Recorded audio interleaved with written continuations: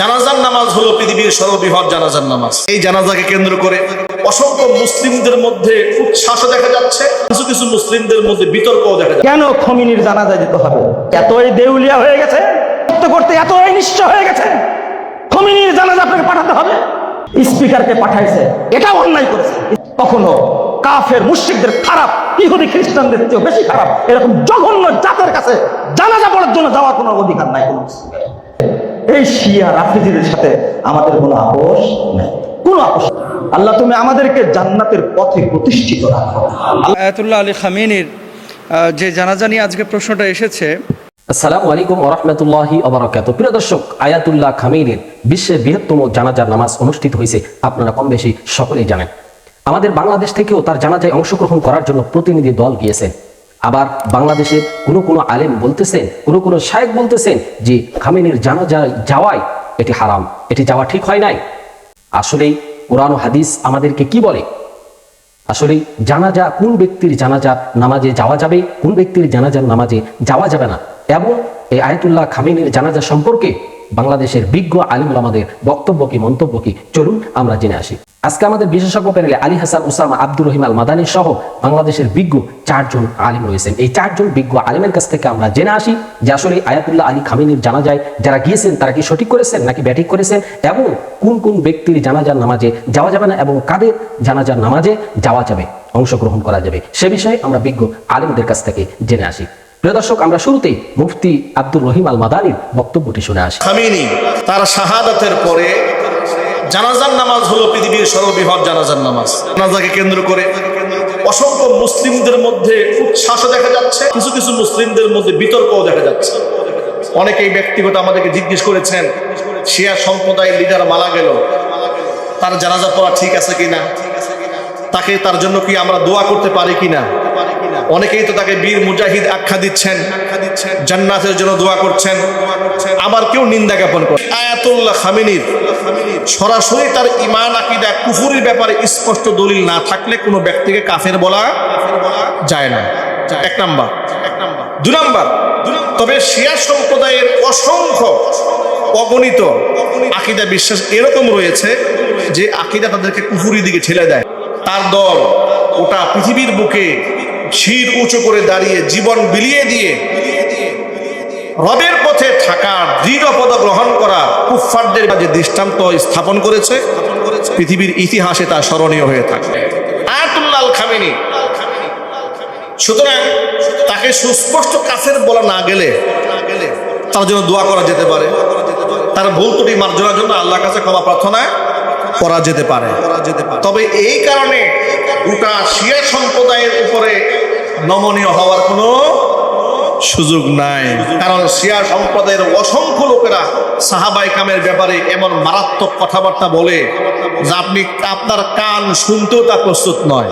শুধু এতটুকু বার্তা পরিষ্কার করে নেই, আয়াতুল্লাহ আল খামেনির জানাজা, সেখানে মুসলিমদের অংশগ্রহণ করাটার রাষ্ট্রীয় যেমন বৈধতা রয়েছে, ইন্টারন্যাশনাল যে পলিটিক্স রয়েছে সেই দৃষ্টিকোণ থেকে, অনুরূপভাবে শরীয়ী দৃষ্টিকোণ থেকে তার কুফরির ব্যাপারে চূড়ান্ত মতামত উলামায়ে কেরাম ব্যক্ত করার আগ পর্যন্ত তাকে কাফের বলার কোনো সুযোগ নাই। তার জন্য দোয়া করতে পারি, আল্লাহ পাক তাকে ভুল ত্রুটি ক্ষমা করে আল্লাহ পাক তাকে জান্নাত দান করে।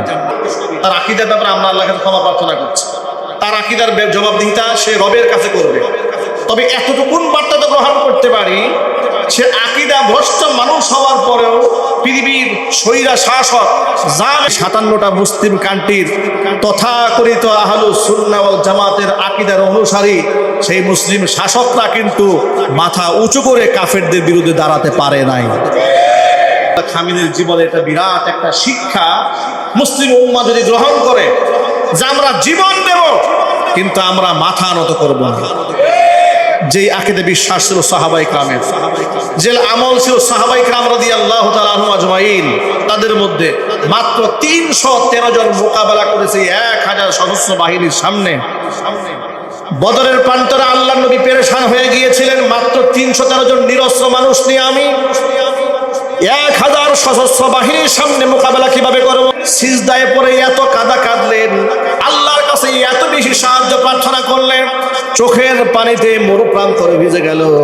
আবু বকর সিদ্দিক রাদিয়াল্লাহু তাআলা আনহু হুজুরের মাথার মধ্যে হাত দিয়ে ইঙ্গিত করে বলেন, ইয়া রাসূলুল্লাহ, ইয়া হাবিবাল্লাহ, আর কত কাঁদবেন, মাথা উঠান, অবশ্যই আপনার চোখের পানি আল্লাহর কাছে মঞ্জুর হয়ে গেছে। সাহাবীদের ব্যাপারে হুজুর তাকাচ্ছিলেন, মনে মনে ভাবছিলেন এরা কি আসলে দাঁড়িয়ে থাকতে পারবে? হুজুরকে সান্ত্বনা দিয়ে বললেন, আমাদের চোখের পাতা নড়বে যতক্ষণ আমরা আপনার সাথে হাত রেখে আপনার সঙ্গ দিয়ে কুফফারদের বিরুদ্ধে লড়াই করে যাব ততক্ষণ। সাহাবায়ে কেরামের ঈমানের অবস্থা। নায়ক হোক, বড় লিডার হোক, অথবা সাধারণ কোনো মানুষ হোক, আল্লাহর হাবিব সাল্লাল্লাহু আলাইহি ওয়াসাল্লাম হাদিস হচ্ছে মানুষ যখন মারা যায় তাকে দ্রুত দাফন কাফনের ব্যবস্থা করার কথা। খামেনিকে কেন 131 দিন পরে জানাজা দেওয়া হচ্ছে? বাংলাদেশ থেকে দেখলাম এনসিপির নেতারা গিয়েছেন, জামাত ইসলামের বড় বড় লিডাররা গিয়েছেন, স্পিকার গিয়েছেন, সারা পৃথিবী থেকেই কিন্তু এভাবে মানুষ এসেছেন যে কেন এত সময় কালক্ষেপণ করা। আমি তাদের আর্টিকেলগুলো পড়লাম, ওই দেশের পত্রপত্রিকা, যে কি কারণ। আপনারা দেখেছেন যে প্রথম সময় কিন্তু আয়াতুল্লাহ আলী খামেনি তিনি শহীদ হয়েছেন। তো যেহেতু একজন রাষ্ট্রনায়ক, প্রসিদ্ধ রাষ্ট্রনায়ক তাদের, এখন সে সময় যদি জানাজা এবং দাফন কাফন করতে পারতেন, কিন্তু বিশ্ব লিডারদের সেখানে অংশগ্রহণ করাটা সম্ভব হতো না। বৈশ্বিক লিডাররা যেমন বাংলাদেশ থেকে গিয়েছে, এরকম সারা পৃথিবী থেকে মানুষ আসছে। তো এই একটা কারণে কিন্তু জানাজা দেরি করা হয়েছে, যেহেতু তার অবস্থায় ঢুকে গিয়েছিল। আবার দেখেন সে সময় যদি লক্ষ লক্ষ মানুষ কিন্তু এখানে একত্রিত হবে ইরানে, যেখানে তার জানাজা হবে। এখন এখানে 10 লক্ষ মানুষ একত্রিত হলো, উপর থেকে বোম্বিং করা হলো, লক্ষ লক্ষ মানুষের কিন্তু প্রাণের বিনাশ ঘটতো, হানি ঘটতো। এই জন্যও কিন্তু এটা তারা দেরি করেছে। যত দ্রুত সম্ভব জানাজা এবং দাফন কাফনের কথা বলেছেন। এখন কেউ যদি এই দেরিটা করে থাকে তাহলে এর জন্য তার গুনাহ হয়েছে কিনা। যদি আওয়াম বা সাধারণ মানুষ হয় তার এক বিধান, রাষ্ট্রনায়কের বিধান আর এক রকম। ব্যাপারটা এরকম না। যেহেতু এখানে একটা হাজত, যুদ্ধাবস্থায় তারা প্রবেশ করেছিল এবং বড় সড়ো ক্ষতির সম্মুখীন হয়েছিল, এই জন্য তারা আপনার এটা দেরি করেছে। শাহাদাতের পর রাষ্ট্রীয় নেতৃত্বের ধারাবাহিকতা এবং প্রশাসনিক স্থিতিশীলতা নিশ্চিত করার জন্য সরকার একটা অগ্রাধিকার চিন্তা চেতনা তারা লালন করেছিল, যে উনার পরে যারা দায়িত্ব নিচ্ছেন সেই দায়িত্ব বন্টন এবং সাথে সাথে এই দায়িত্বের যথাযথ প্রয়োগ, বাস্তবায়ন, এটা অবস্থায় কিন্তু সম্ভব হয় না। এই জন্য তারা করেছে রাষ্ট্রীয় নেতৃত্বের ধারাবাহিকতা এবং প্রশাসনিক স্থিতিশীলতা।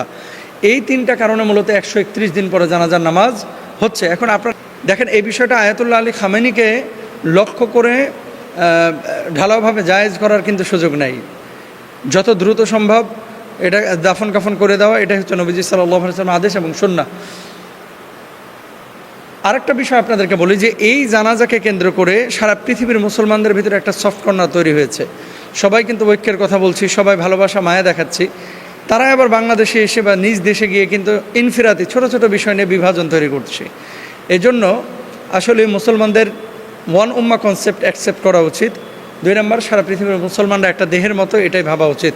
খামেনি রহিমাহুল্লাহকে তারা ভুল ত্রুটি ক্ষমা করে আল্লাহ মাফ করে দেয়। তাহলে খামেনি যদি তর্কের খাতিরে যদি ধরি যে উনি নিকৃষ্ট কাফের ছিলেন, তারপরও ওনার জানাজা যদি কেউ পড়তে যায়, গিয়া যদি জানাজা পড়েও সর্বোচ্চ পাপ হবে, সর্বোচ্চ কি হবে? পাপ হবে, কিন্তু এর দ্বারা সে কাফের হবে বলার সুযোগ আছে? অথচ এই ফতোয়া বাংলাদেশে দেওয়া হয়েছে যে এই হুজুররা যারা গিয়েছে সব কাফের হয়ে গেছে, ওদের বাংলাদেশে ঢোকার আগে নতুন করে কালেমা পড়তে হবে। নাউযুবিল্লাহি মিন যালিক। খোমেনি বা খামেনি যে শব্দই বলেন, তিনি শিয়া, এতে তো সন্দেহ নাই। কখনো তিনি বলেন নাই যে আমি সুন্নি, অবশ্যই শিয়া। শিয়া মানে হলো দল, আর শিয়া মূলত শিয়াতো আলী, আলী রাদিয়াল্লাহু আনহুর দল। মানে ওই জামানায় যখন ভাগ হয়েছিল ওই সময় এক দল গেল আলী রাদিয়াল্লাহু আনহুর পক্ষে, আর এক দল ওসমান এবং মুআবিয়া রাদিয়াল্লাহু আনহুর পক্ষে, 2টা দল হয়ে গেল। তারা শিয়া সন্দেহ নাই, কিন্তু সব শিয়ার বিধান এক না, এটা মাথায় রাখবেন। সব শিয়ার বিধান এক না, শিয়ায় পার্থক্য আছে। যেমন সব সুন্নিও এক না, সুন্নিতেও পার্থক্য আছে। আপনারাও সুন্নি, আবার যারা সারা বছর মাজারে পড়ে থাকে, জিলাপি টিলাপি খায়, ওরাও সুন্নি, কিন্তু ওদের চোখে আপনারা আবার ওয়াহাবি। সুন্নিদের মধ্যেও কত মাযহাব আছে না? মাযহাব আছে, কত মাসলাক আছে, কত ধারা আছে। এমনকি একদল আর একদলের মুসলমান মনে করেন, এমনও বহু দল এক বাংলাদেশের মধ্যেও আছে, সুন্নিদের মধ্যেও আছে। তাহলে শিয়ারাও সবাই এক না, মজার একটা না, ওরাও সংখ্যায় অনেক যারা খামেনিরাও মুরতাদ মনে করে, কাফের মনে করে। মানে ওরা এই লেভেলে শিয়া হয়ে গেছে, ওদের চোখে খামেনি নিজেও ও খাঁটি শিয়া না, ও হলো কাফের। তাহলে সব শিয়ার বিধান একরকম না, মাথায় রাখবেন। শিয়াদের অনেক ভাগ, অনেক উপদল। একদল শিয়ার বক্তব্য হলো যে জিবরিল আলাইহিস সালাম ওহী আসতে চেয়েছিলেন মূলত আলীর কাছে, নাউজুবিল্লাহ। আল্লাহ তাকে আলীর কাছেই পাঠিয়েছিলেন নবুয়ত দিয়ে, ওহী দিয়ে, কোরআন দিয়ে। কিন্তু আলী এবং মুহাম্মদ রাসূলুল্লাহ সাল্লাল্লাহু আলাইহি ওয়াসাল্লামের ফেস যেহেতু কাছাকাছি ছিল এবং বংশ একই বংশ, চাচাতো ভাই যেহেতু, তাহলে সুতরাং তিনি ভুল করে আলীর কাছে না গিয়ে মুহাম্মাদের কাছে চলে গিয়েছেন, নাউযুবিল্লাহি মিন যালিক। কিছু লোক ওনার মহব্বতে এত বাড়াবাড়ি করেছিল, তারা বলতো আলী নবী না, আলী খোদা। আলী খালি নবী না, আলী হলো ডাইরেক্ট খোদা। এমনকি আলী রাদিয়াল্লাহু আনহু নিজে ওদেরকে গ্রেফতার করিয়ে এনেছেন, আনার পরে বলেছেন তোরা হয়তো এই কুফরি কথা ছাড়বি। কিভাবে আরো নিশ্চিত হলি? কারণ আমরা হাদিস শুনেছি যে আগুন দিয়ে শাস্তি দেয় একমাত্র আগুনের রব। তো আপনি যেহেতু বললেন আগুনে পোড়ায় মারবেন, তার মানে আপনি আগুনের রব, আপনি খোদা। আমরা আরো নিশ্চিত হয়ে গেলাম, আমাদের আর কোনো কনফিউশন বাকি নাই। অবশেষে তিনি আসলেই ওদেরকে শাস্তি দিয়েছেন। এই বাড়াবাড়ি ওই জামানায় ছিল। তো শিয়াদের মধ্যে সব দল এক না, শিয়া মানে আলী রাদিয়াল্লাহু আনহু পক্ষের দল। তো ওনার পক্ষ অবলম্বন করতে গিয়ে কেউ কেউ এই পরিমাণ বাড়াবাড়ি করেছে, যারা বাকি সব সাহাবীদেরকে গালি দিয়েছে। এবং তাদের বিশ্বাস নবীর পরে আবু বকর, ওমর, ওসমান এরা ছিল জালেম, এরা জোর করে ক্ষমতা দখল করে রেখেছে।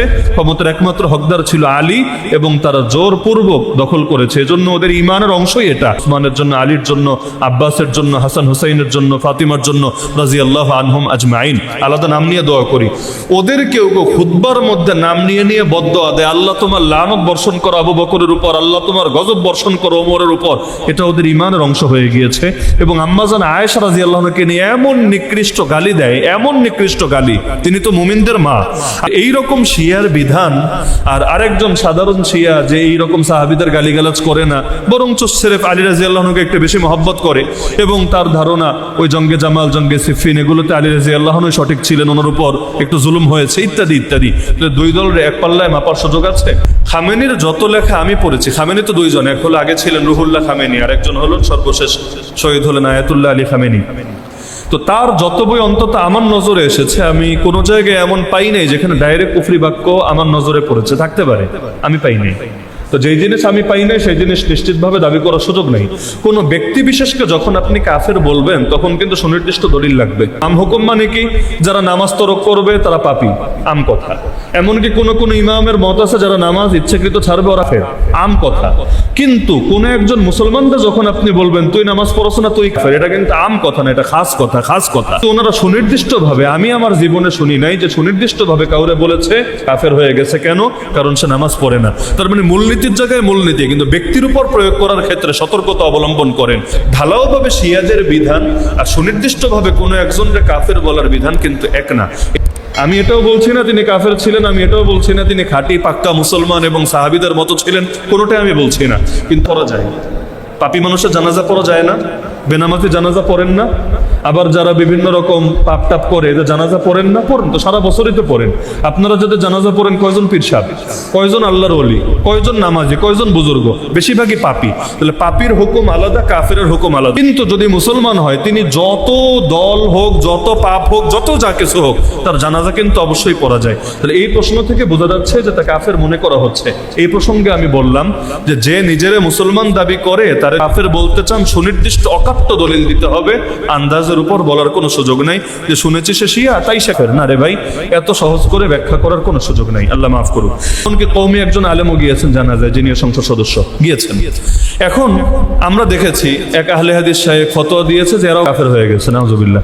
মানুষ বাড়াবাড়ি করতে করতে মাত্রাতিরিক্ত করে। প্রিয় দর্শক, এতক্ষণ আমরা শুনছিলাম বাংলাদেশের বিজ্ঞ 4 জন আলেমের কাছ থেকে যে আয়াতুল্লাহ খামেনির জানাজার নামাজে বাংলাদেশ থেকে যে সমস্ত মুসলমান ভাইয়েরা গিয়েছিলেন তারা কি সঠিক করেছেন নাকি ব্যাঠিক করেছেন, এবং আয়াতুল্লাহ আলী খামেনির জানাজা নিয়ে বাংলাদেশের আলেম ওলামাদের বক্তব্য কি, মন্তব্য কি, এবং বাংলাদেশের যে সমস্ত আলেম ওলামারা বলেছেন যে যারা জানাজার নামাজে বাংলাদেশ থেকে যে মুসলমান ভাইয়েরা অংশগ্রহণ করেছেন তাদেরকে আবার কালিমা পড়তে হবে, তাদেরকে আবার নতুন করে মুসলমান হওয়া লাগবে। আসলে এই কথাগুলো কি সঠিক নাকি ব্যাঠিক আমরা শুনছিলাম বিজ্ঞ আলেমদের কাছ থেকে। প্রিয় দর্শক, আজকে আমাদের সমাজে আলেমে দ্বন্দ্ব। আসলেই কোন পর্যায়ের আলেম হলে, কোন পর্যায়ের শায়েখ হলে একজন শীর্ষ ব্যক্তির জানাজা নিয়ে এ সমস্ত কথাবার্তা বলতে পারে? প্রিয় দর্শক, আয়াতুল্লাহ খামেনির মুসলমানদের প্রতি তার যে অবদান তা মুসলমানরা অস্বীকার করতে পারবেন না। মুসলমানদের জন্য তিনি অনেক অবদান রেখে গিয়েছেন। আমরা কম বেশি অনেকেই জানি। আজকে যে সমস্ত আলেম ওলামারা, যে সমস্ত শায়েকরা তারা জানাজা নিয়ে বিরোধিতা করতেছে, আসলে আপনি তাদেরকে দেখেন তারা কাদের তেলবাজি করে। প্রিয় দর্শক, আমরা এখানে বিজ্ঞ 4 জন আলেমের কথাগুলি শুনলাম। এই 4 জন বিজ্ঞ আলেমের মধ্য থেকে যার কথাগুলি কোরআন ও হাদিসের দলিল ভিত্তিক মনে হবে, আমরা তার কথাটাই, তার মতটাই গ্রহণ করে নিব ইনশাআল্লাহ। সর্বোপরি আল্লাহ তাআলার কাছে দোয়া করি, আল্লাহ তাআলা আয়াতুল্লাহ খামিনিকে যেন জান্নাতের উচ্চ মাকাম দান করেন এবং তার সকল ভুল ত্রুটিগুলি আল্লাহ তাআলা যেন ক্ষমা করে দেন। প্রিয় দর্শক, আমরা একেবারে ভিডিও শেষ প্রান্তে চলে এসেছি। আল্লাহ তাআলার কাছে সর্বোপরি দোয়া করি, আল্লাহ তাআলা আমাদের সবাইকে যেন কোরআন ও সুন্নাহর সহি পথে আমাদেরকে যেন পরিচালিত করেন। আমি মিরানুল ইসলাম আজকের মতো এখানেই বিদায় নিচ্ছি। দেখা হবে অন্য কোনো ভিডিওতে। সে পর্যন্ত সকলে ভালো থাকবেন, সুস্থ থাকবেন। আসসালামু আলাইকুম ওয়া রাহমাতুল্লাহি ওয়া বারাকাতুহু।